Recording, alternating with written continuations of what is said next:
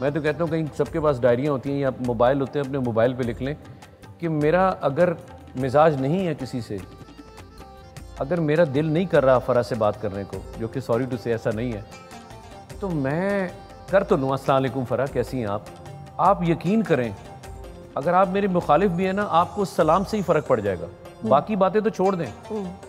आपको मैं नाम से मुखातिब करूँगा, पहला असर, मैंने आपको सलामती भेजी, दूसरा असर, फिर मैंने आपके साथ बातचीत, ऑटोमेटिकली वो जो दिल में अगर कोई बात भी आई है ना वो दूर हो जाएगी जी। हाँ, ये शुरू के जो 10 मिनट है ना या 5 मिनट है या 2 मिनट है वो मुश्किल है, उस पर हमें काबू पाना चाहिए। बिल्कुल। क्या होगा, ज़्यादा से ज़्यादा जवाब नहीं देगा ना, जो सलाम तो वाजिब है, चलो भाई तेरे पेटे पड़ गया, मैं तो अपना फ़र्ज अदा किया।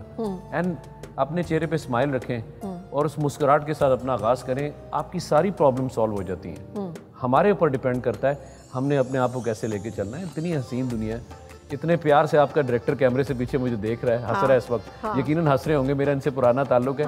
इनकी एक कॉल पे और आपके एक नाम पर कि फ़रा होस्ट में आ गया। बहुत बहुत शुक्रिया। और मैं क्या कहूँ, आपके प्रोग्राम में ज़बरदस्त हो गया ये।